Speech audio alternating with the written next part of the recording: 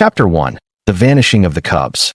The verdant expanse was a world that defied easy description, a vast and ancient jungle planet cloaked in endless shades of green and shadow, where towering trees with luminescent leaves stretched to impossible heights, and thick, tangled underbrush formed a labyrinth that tested even the most seasoned explorers. To most of the Galactic Federation's biologists and anthropologists, this remote world was little more than a footnote, a cautionary tale about the dangers of venturing beyond the map. But to the native species of this wild frontier, and to a small contingent of researchers from the Interstellar Conservation Corps, the verdant expanse was home, sanctuary, and battlefield all at once. In this twilight realm, amidst the chorus of unseen creatures and the whisper of endless leaves, a crisis was unfolding, one that would challenge everything they thought they knew about survival, trust, and the unexpected power of a single human's ingenuity. The native pride of the verdant expanse was the great thornback panthers, majestic feline creatures whose size rivaled that of small predators found on Earth, but whose physiology and bioluminescent markings were like nothing humans had encountered before.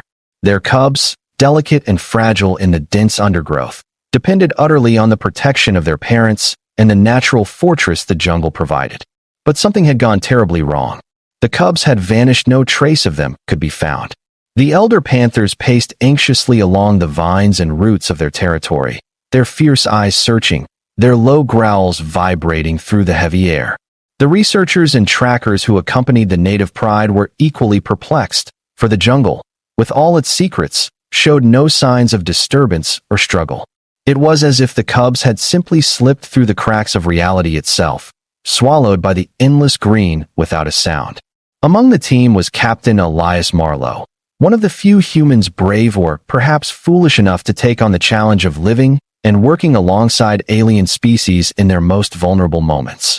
Elias was a survivalist at heart, a mechanic by trade, and an innovator by necessity. His reputation among the Federation was that of a man who could take scrap and wilderness and fashion life-saving solutions where none seemed possible.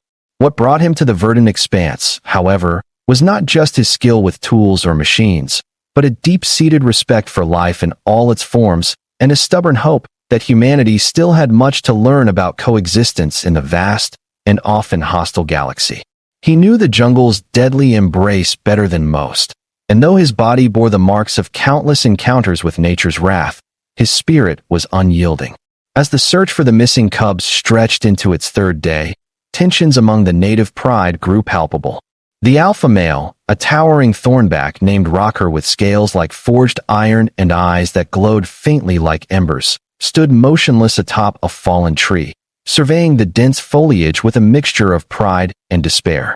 The cubs were not only his progeny, but symbols of hope for the survival of his lineage in a galaxy increasingly hostile to wild worlds like theirs.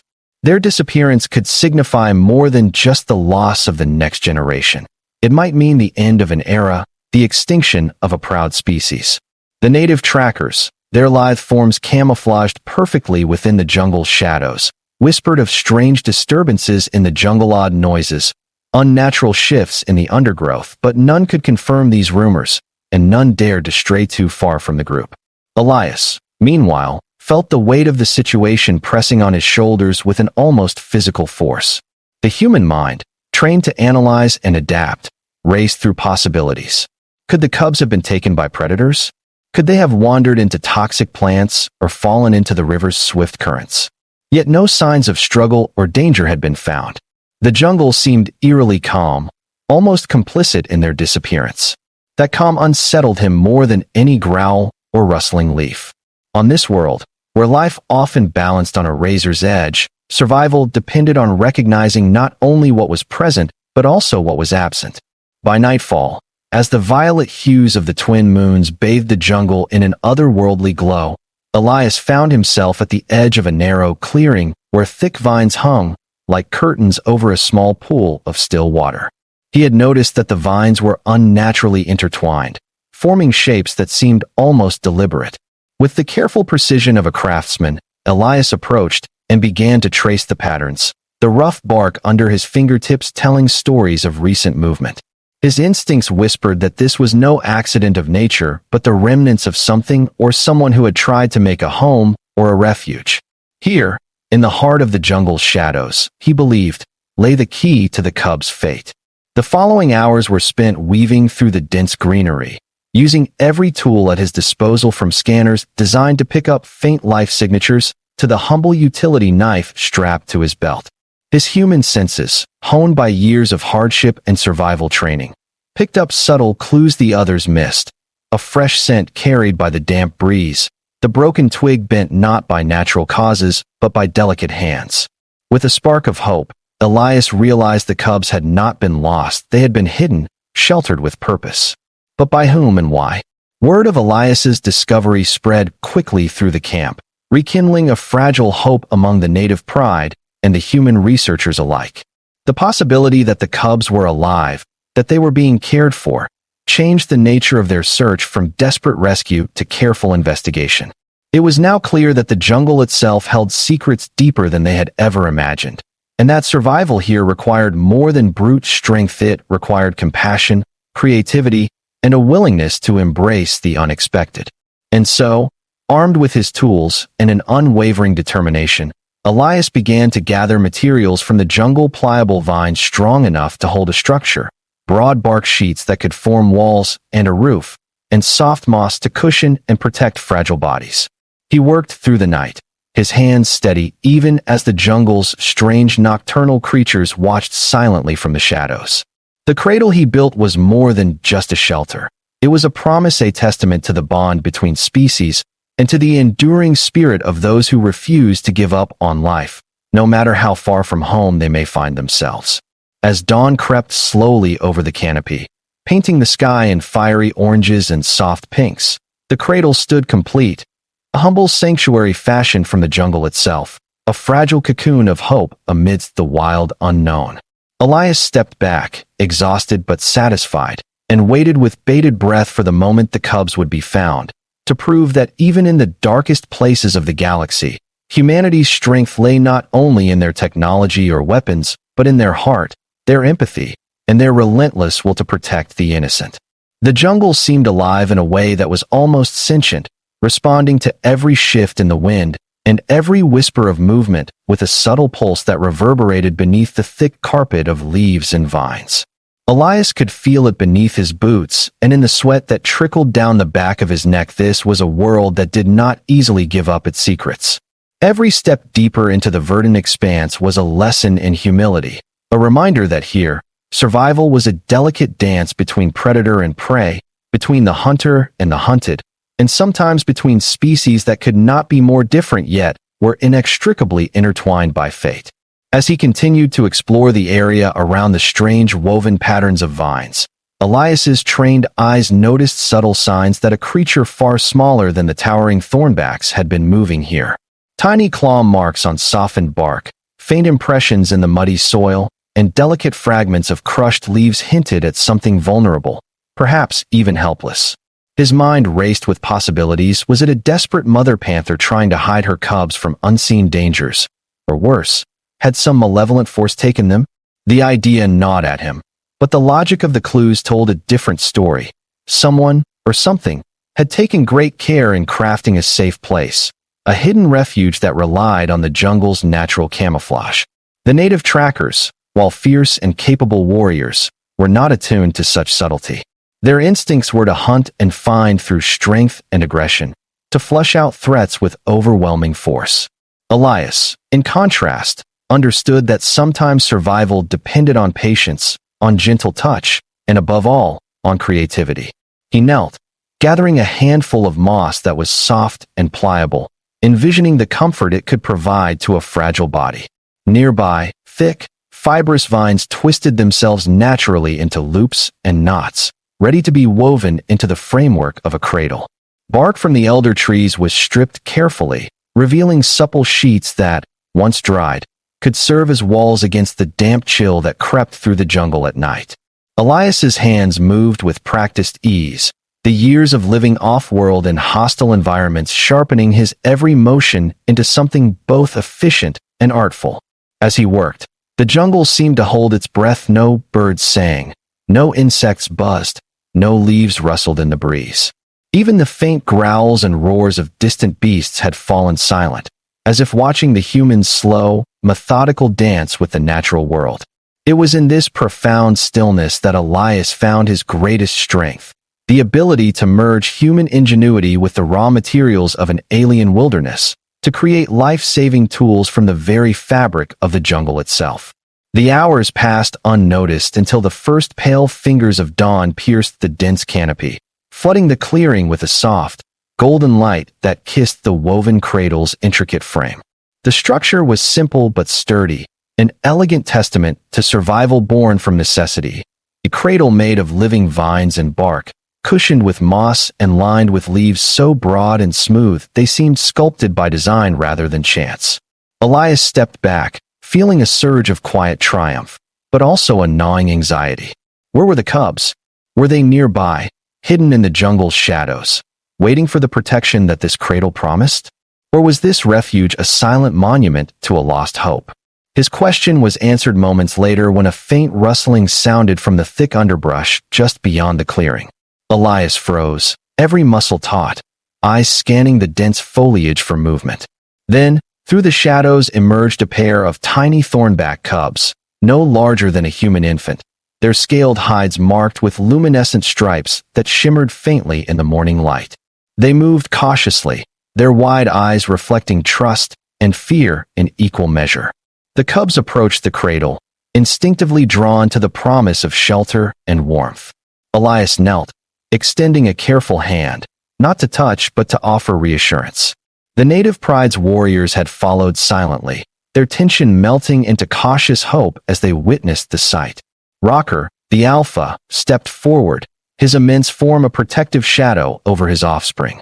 The cubs, sensing the safety woven into the cradle and the gentle presence of the human, relaxed for the first time since their disappearance.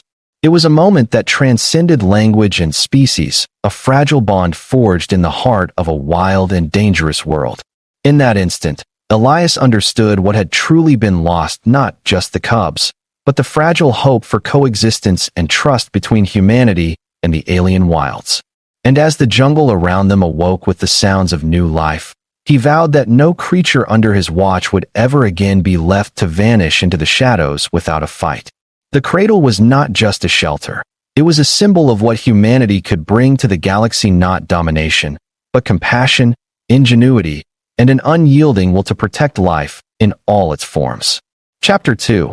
The Cradle of Survival. In the aftermath of the cubs' miraculous discovery, the verdant expanse seemed to hold its breath, the air thick with anticipation and an unspoken reverence for the fragile moment unfolding at the jungle clearing. The native thornback pride circled protectively, their powerful forms casting long shadows beneath the towering luminescent trees, their eyes glowing with wary curiosity but tempered by gratitude. The cubs, nestled gently in the cradle Elias had fashioned, began to stir with a tentative sense of security that was foreign in the wilds of this ancient jungle world. Elias himself felt the weight of responsibility pressing down on him like the heavy canopy overhead. This was no longer a simple mission of observation or study, had become a profound test of humanity's ability to adapt, to nurture, and ultimately, to bridge the gulf between alien nature and human resolve. The jungle around them pulsed with life, a symphony of rustling leaves, distant calls of unseen creatures, and the ever-present hum of bioluminescent flora. Yet, beneath this vibrant tapestry lay a complexity that few outsiders could ever hope to understand fully. The verdant expanse was not merely a collection of plants and animals. It was an interconnected ecosystem where every species, from the smallest moss to the apex predators, played a critical role in maintaining the fragile balance of life. The thornbacks, despite their fearsome reputation, were both predators and protectors, their survival intricately tied to the health of the jungle. Losing the cubs would mean not just a blow to their lineage, but a rupture in the ecosystem's delicate web. Elias, a mechanic by training but a student of survival by experience, understood that preserving these lives meant understanding the jungle on its own terms, learning to read its subtle signs and respond not with force, but with respect and ingenuity. In the days that followed, Elias set about transforming the clearing into a sanctuary. The cradle, though masterfully woven from vines and bark, was only the beginning. Using a combination of salvaged Federation tools and materials harvested from the jungle, he began constructing a protective enclosure around the clearing, designed to shield the cubs and their pride from the more dangerous denizens of the forest. He fashioned barriers of interlaced vines reinforced with strips of toughened bark, treated with natural resins that exuded a faint, repellent odor enough to discourage curious predators, but safe for the thornbacks themselves. Within this enclosure, he created pathways lined with soft moss and cushioned pads made from compressed layers of large leaves, providing the cubs with both comfort and security. His work was meticulous, driven by a singular focus that left no room for error. Every knot tied, every piece of bark shaped, was an act of defiance against the jungle's indifference and a testament to humanity's determination to protect life in all its forms. But Elias's efforts extended beyond the physical. He spent hours observing the cubs' behavior, noting their reactions to light, sound, and touch. The cubs were remarkably resilient, their bioluminescent stripes flickering faintly in response to stimuli, and their small claws digging eagerly into the soft bedding he provided. They emitted quiet chirps and purrs that resonated with the jungle's ambient sounds, a language of survival and trust slowly unfolding between species. Elias realized that the cradle was more than a shelter. It was a bridge, a physical manifestation of the fragile bond he was cultivating not just with the cubs, but with the thornback pride and the jungle itself. He carefully documented every interaction, his datapad filling with notes and scans that would one day inform the Federation's understanding of this enigmatic world. Yet, for all the scientific value, his true motivation was deeply personal, a desire to prove that humanity, so often seen as destructive and domineering, could also be a force for healing and hope. The native trackers, initially skeptical of Elias's methods, began to see the merit in his approach. They watched as the cubs thrived within the cradle, their fears eased and their vitality restored. Rocker, the alpha male, who had been distant and brooding since the cubs' disappearance, now approached the enclosure with a cautious reverence. The pride's warriors, too, softened their vigilance, recognizing in Elias not an intruder, but an ally. Communication between the human and the thornbacks was limited, reliant on gestures, shared glances, and the universal language of care, but it was profound. Elias taught the pride to recognize the signs of danger beyond their senses, showing them how to use the enclosure's design as a refuge against sudden threats. In turn, the thornbacks shared their knowledge of the jungle's secret pathways and hidden dangers, guiding Elias through the dense foliage with a trust born of shared purpose. However, not all dangers lay outside the enclosure. The verdant expanse was a place of constant change and challenge, where the environment itself could turn hostile without warning. Torrential rains swept through the canopy, flooding the lower reaches and threatening to wash away the delicate cradle. Swarms of insects, some venomous and others carriers of alien diseases, tested the cubs' fragile immune systems. And lurking in the shadows were creatures far more cunning and dangerous than any known predator, silent stalkers that moved like shadows themselves, creatures adapted to the jungle's darkness and trained in the art of ambush. Elias's nights became restless, filled with the sounds of the jungle's unseen dangers and the steady breathing of the cubs nestled safely within the cradle. He fortified the enclosure continually, adapting it with new materials and technologies, blending human innovation with the jungle's raw resources. One night, under the eerie glow of the twin moons, Elias was alerted by a sudden shift in the jungle's rhythm. The thornback pride had become restless, their growls and growls weaving into a tense chorus that filled the clearing. Elias stood at the enclosure's edge, eyes scanning the shadows as a low, guttural hiss cut through the humid air. From the darkness emerged a massive shape, a predator of ancient lineage, a jungle hunter whose scales shimmered with an otherworldly iridescence and whose eyes burned with primal hunger. The creature stalked toward the cradle, its intent clear. Elias's heart pounded, but his hands were steady as he activated a series of defensive mechanisms he had concealed among the vine's emitters that unleashed bursts of sonic pulses and blinding flashes of light. The predator recoiled, snarling, but did not retreat, testing Elias's resolve and the strength of the sanctuary. For what seemed like an eternity, man and beast locked in a silent battle of wills, the jungle itself holding its breath. Then, with a final, defiant roar, the creature retreated into the shadows, defeated but unbroken. Elias collapsed against the bark, breathless but triumphant. The cubs, sensing the danger had passed, stirred and whimpered softly, their bioluminescent stripes pulsing gently in the cool night air. The thornback pride gathered close, their eyes reflecting a newfound respect for the human who had not only saved their young, but had proven himself a worthy guardian of the jungle's fragile future. In the days that followed, Elias's bond with the jungle and its inhabitants deepened. He learned to listen not only with his ears, but with his heart, understanding the rhythms and patterns that governed this alien world. The cradle became more than a shelter, it was a symbol of hope and resilience, a testament to the power of unity between species and the enduring strength of compassion in the face of adversity. Elias knew that their journey was far from over. The jungle held many secrets yet, and the survival of the thornbacks and perhaps the jungle itself depended on the fragile alliance he had forged.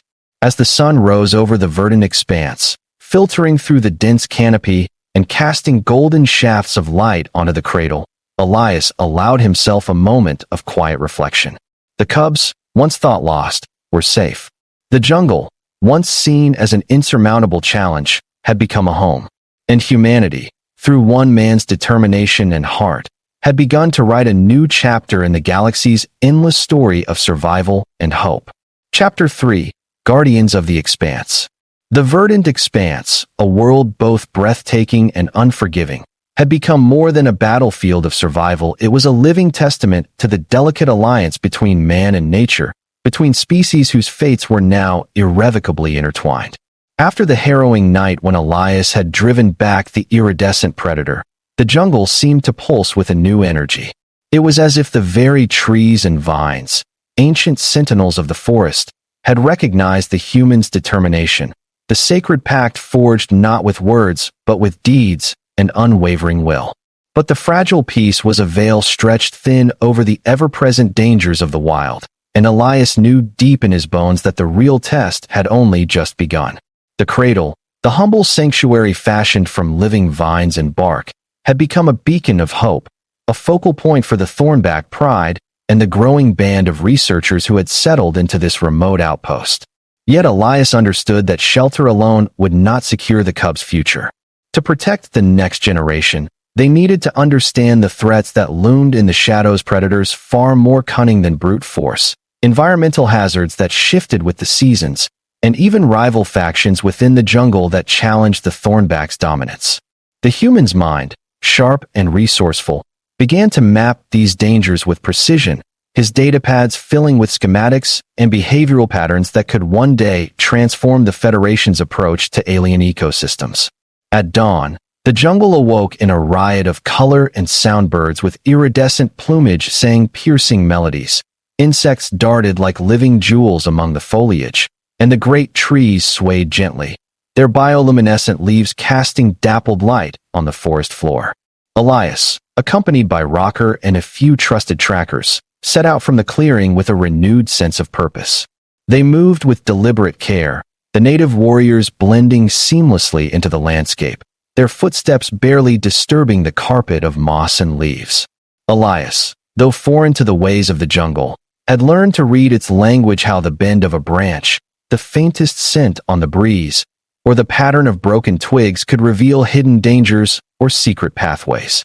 Their first mission was to identify the lurking threat that had brought the iridescent predator so close to the cradle, a beast unlike any cataloged in Federation records. Moving quietly through dense thickets, Elias observed claw marks etched into the bark, the telltale signs of a creature that combined agility with deadly precision.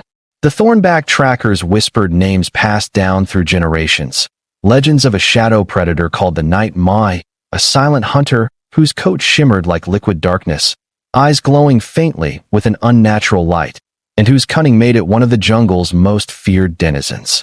To encounter such a creature was a rare and ominous warning. The Night Maw was not just a threat to the Thornbacks, but to all who dared inhabit the verdant expanse.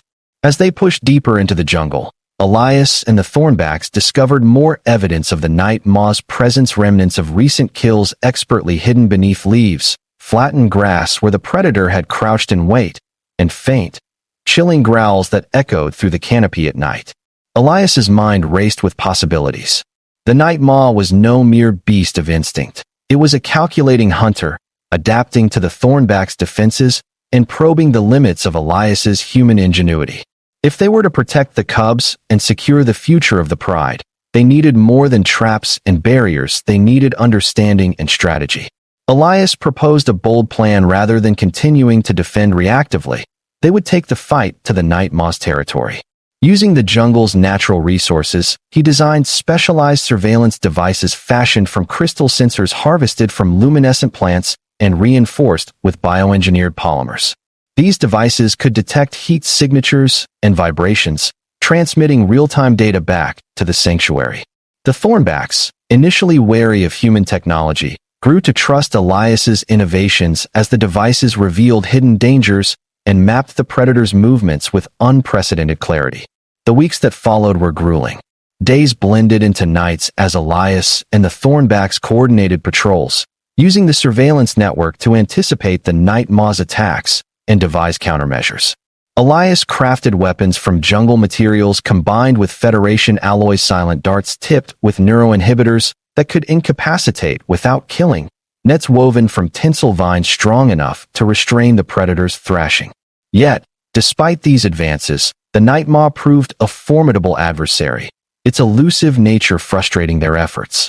It seemed to anticipate their every move, slipping through traps with uncanny intelligence, striking with precision, and vanishing into the shadows before retaliation. Throughout these trials, the cubs grew stronger. Nestled safely within the cradle, they thrived under the watchful eyes of the Pride and Elias's gentle care. Their bioluminescent stripes flickered brighter, and their tentative chirps turned into confident roars that echoed through the clearing.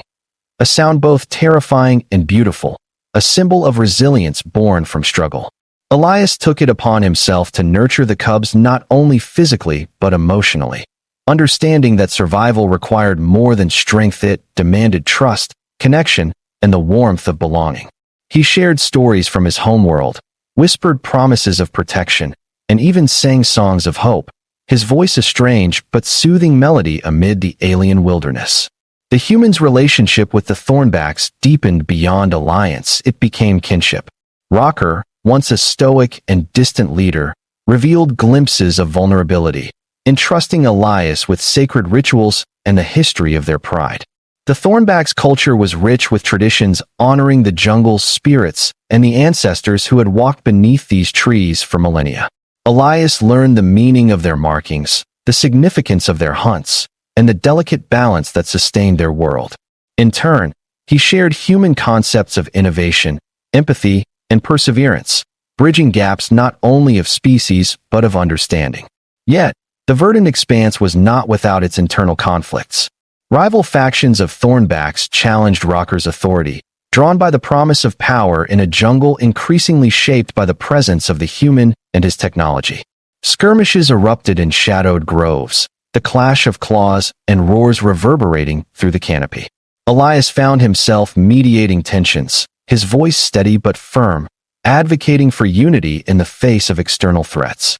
His presence became a symbol of change, both hope and disruption, and navigating this delicate political landscape required diplomacy as much as strength.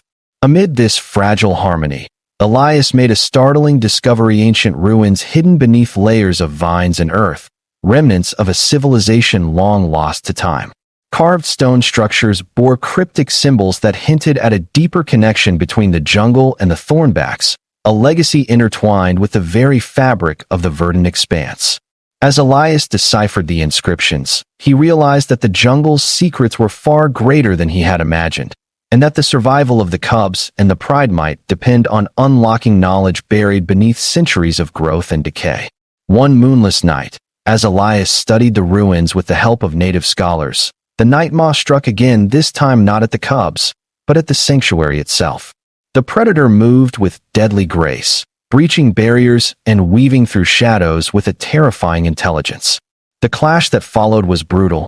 Elias's defenses held, but only barely.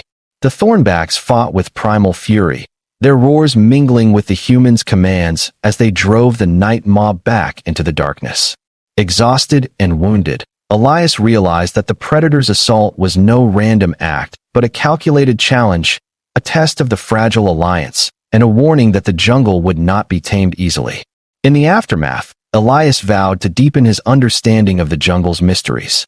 The Cradle was no longer just a refuge but the heart of a growing movement, a testament to the resilience of life, the power of unity, and the indomitable spirit of humanity.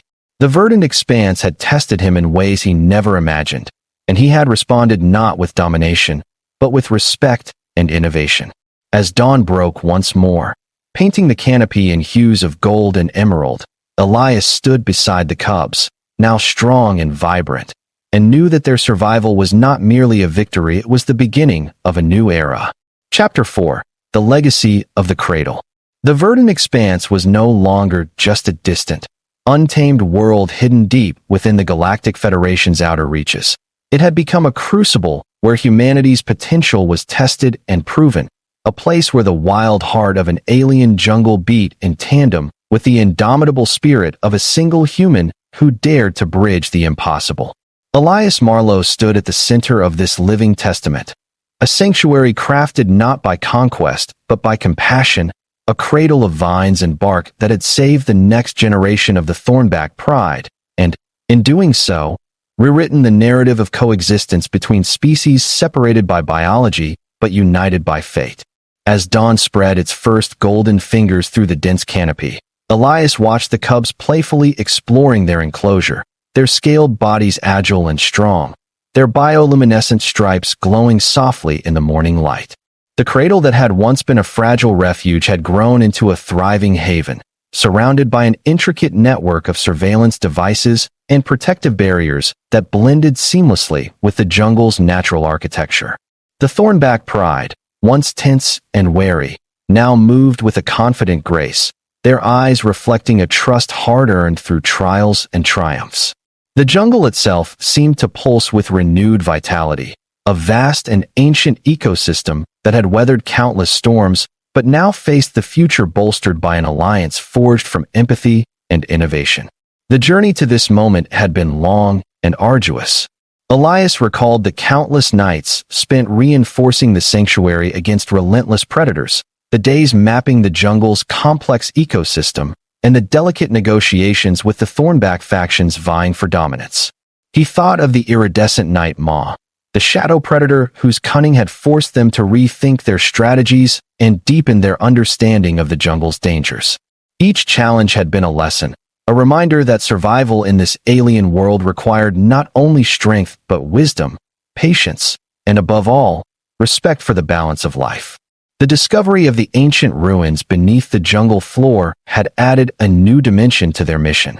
Elias had worked tirelessly to decode the cryptic symbols etched into stone, uncovering stories of a civilization that had once flourished here, a civilization that revered the Thornbacks as guardians of the jungle's sacred balance. The knowledge gleaned from these ruins had informed the sanctuary's design, inspiring new ways to harmonize technology with the living environment. Bioengineered reinforcements, crafted from the jungle's own flora, enhanced the cradle's resilience, while natural pheromone diffusers helped soothe the cubs and strengthen their bond with the pride.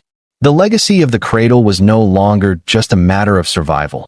It was a beacon of hope, a blueprint for how disparate species might learn to thrive together in a universe often defined by conflict. Yet the most profound transformation was within Elias himself. The human who had arrived as a stranger, a mechanic armed with tools and tenacity, had become a guardian, a scholar, and a symbol of what humanity could achieve when it chose to listen rather than impose, to protect rather than exploit. His bond with the Thornbacks transcended language. It was a communion of shared purpose and mutual respect. Rocker, the alpha male whose fierce eyes once mirrored despair, now stood beside Elias as an equal, their alliance a testament to the power of trust forged in adversity. The The Thornback warriors, their claws and teeth tempered by understanding, had embraced the humans' innovations, melding their ancient instincts with new strategies that honored the jungle's rhythms. As Elias prepared to transmit their findings and experiences back to the Galactic Federation, he understood the broader implications of their success. The Cradle, once a simple shelter woven from vines and bark, had become a symbol of humanity's evolving role in the galaxy, not as conquerors, but as stewards, collaborators, and champions of life's fragile beauty. The Federation's scientists and diplomats would learn that the verdant expanse was not a frontier to be tamed by force, but a living world to be respected and preserved through partnership. But Elias also knew that their story was just beginning. The jungle held mysteries yet to be unraveled, new species, unexplored territories, and challenges that would test the limits of their alliance. The legacy of the Cradle was a call to future generations to carry forward the lessons learned here, that survival depended not on domination, but on empathy, that strength was found not only in weapons but in wisdom, and that the true measure of a species was its capacity to protect and nurture the vulnerable, no matter how alien they might seem. With a final glance at the thriving Cradle and the happy cubs nestled within, Elias felt a profound sense of fulfillment and hope. The verdant expanse, with all its dangers and wonders, had become home, a place where humanity had proven it could rise above its past mistakes and embrace a future defined by harmony and courage. The jungle whispered its ancient song around him, a melody of life and resilience that would echo through the ages, carried forward by the guardians of the Cradle and the legacy of a human who dared to believe in a better tomorrow. The verdant expanse was no longer just a remote jungle world lost to time and the cold bureaucracy of the Galactic Federation's maps. It had become a beacon of hope and testament to humanity's enduring capacity to nurture life in the face of overwhelming odds. Elias Marlowe, once a solitary mechanic thrust into an alien wilderness, now stood as a guardian whose hands had crafted not only a cradle of vines and bark, but a new paradigm of coexistence that rippled through the jungle like the steady heartbeat of the world itself.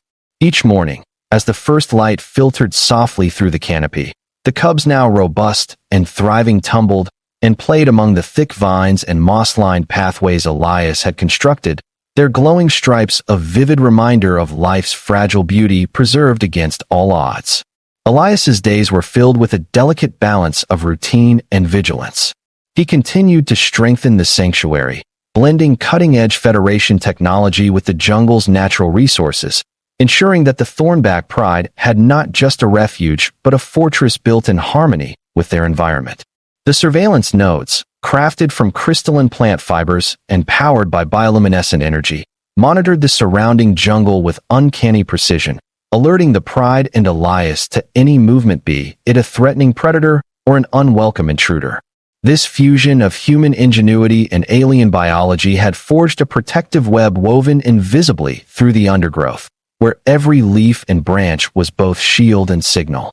Yet it was not merely the physical defenses that defined this sanctuary. It was the growing trust, the bond forged between species who once regarded each other with suspicion and fear. Rocker, the Alpha Thornback, had become more than a leader. He was a partner, a teacher, and a friend to Elias. The Pride's rituals, steeped in ancient reverence for the jungle's spirits, had been shared with the human, who responded not with derision but with profound respect.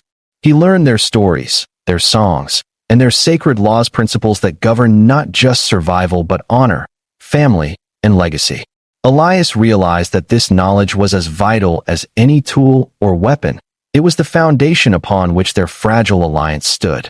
The jungle, in turn, responded to this new chapter with subtle changes. Predators that once roamed unchecked began to avoid the sanctuary's perimeter, deterred by a combination of natural deterrence and the Thornback's renewed vigilance.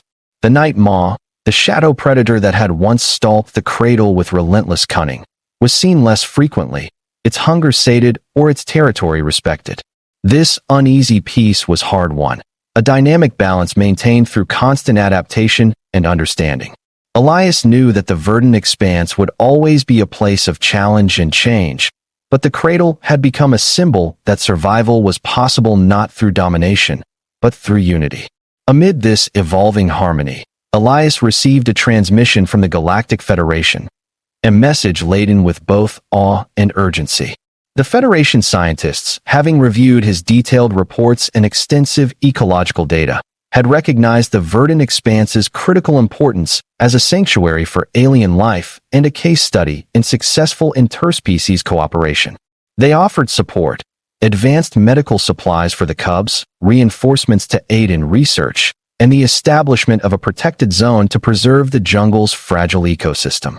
Yet they also warned of encroaching interest corporations eager to exploit the planet's rich resources, militaries interested in its strategic location, and factions within the Federation whose vision for the galaxy was dominated by control rather than conservation.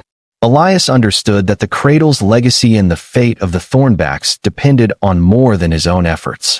It required a collective will, a coalition of voices committed to preserving life's diversity across the stars. He prepared to lead this charge, rallying allies from both human and alien worlds, advocating not just for a sanctuary, but for a new ethic of guardianship. The Cradle had grown beyond a physical structure.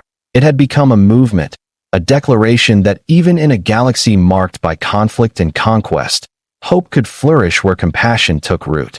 As the cubs explored the sanctuary with unrestrained joy, Elias reflected on the journey that had brought him here: the long nights weaving vines into cradles, the fierce battles with shadow predators, the fragile truce forged with the Thornback pride, and the slow blooming of trust between species once divided by fear.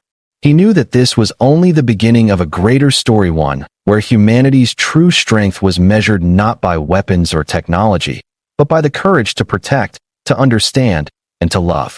The verdant expanse, wild and untamed, was no longer a forgotten corner of the galaxy. It was a living testament to the power of unity, a cradle of life nurtured by the hands of a human who refused to let the cubs be lost to the shadows. And in the heart of the jungle, beneath the ancient trees that whispered secrets of ages past, that cradle would endure, an eternal symbol of hope, resilience, and the unbreakable bond between worlds.